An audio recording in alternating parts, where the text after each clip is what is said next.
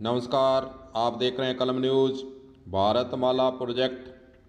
अमृतसर से जामनगर तक जो बनने जा रही है, उसके भूमि किसानों की जो भूमि अधिग्रहण की गई है उसके मुआवजे और भूमि व्याप्ति के संबंध में आज सभी प्रकार की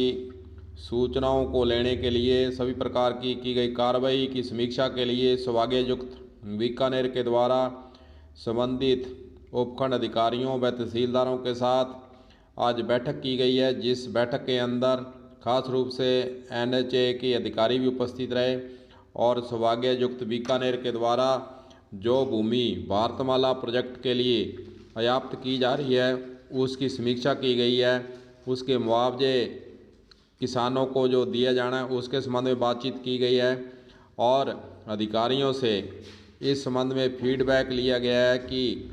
भारतमाला प्रोजेक्ट के लिए जो भूमि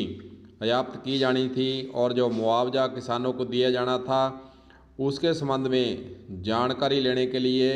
आज सौभाग्ययुक्त बीकानेर ने प्रशासनिक अधिकारियों के साथ, उपखंड अधिकारियों के साथ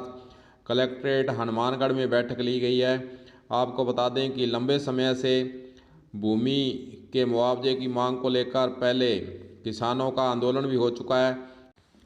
पर कोरोना काल में यह आंदोलन एक बार स्थगित हो गया था और किसानों ने मांग भी कर रखी है कि हमें नियम सम्मत और जो DLC रेट है, जो बाज़ार का रेट है, उसके अनुसार हमें मुआवजा दिया जाए।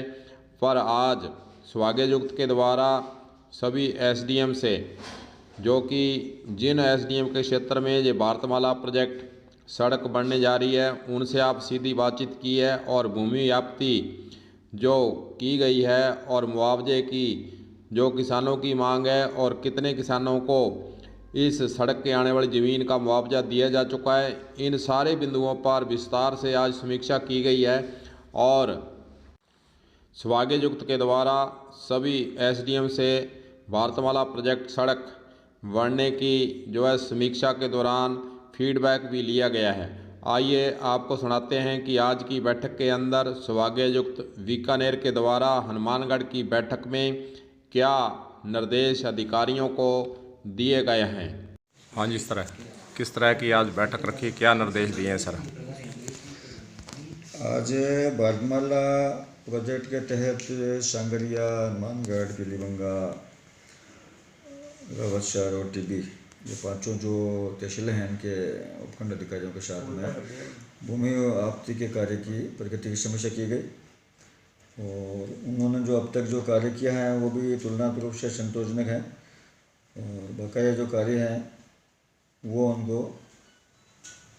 नियमित तरीके से शीघ्रता से करने के लिए निर्देश दिए। आपको बताना चाहेंगे कि हालांकि किसानों का जो भारतमाला प्रोजेक्ट का किसान आंदोलन था, एक बार ठंडे बस्ते में ही हम मान रहे हैं, अभी तक किसानों के द्वारा दोबारा आंदोलन शुरू नहीं किया गया है। वहीं दूसरी ओर प्रशासनिक अधिकारियों के द्वारा भारतमाला प्रोजेक्ट की सड़क बनने की समीक्षा की गई है। अब देखना होगा कि भारतमाला प्रोजेक्ट जो सड़क जामनगर तक बननी है उसके बारे में किसानों का जो पहले से रुख रहा है कि मुआवजा सही दिया जाए, उसका क्या किसान आंदोलन अब दोबारा करेंगे कि नहीं करेंगे, यह देखने बड़ी बात होगी। पर प्रशासन अपने स्तर पर सड़क को बनाने के लिए प्रयासरत दिख रहा है। कलम न्यूज़ के लिए गुरदेव सिंह सैनी की रिपोर्ट।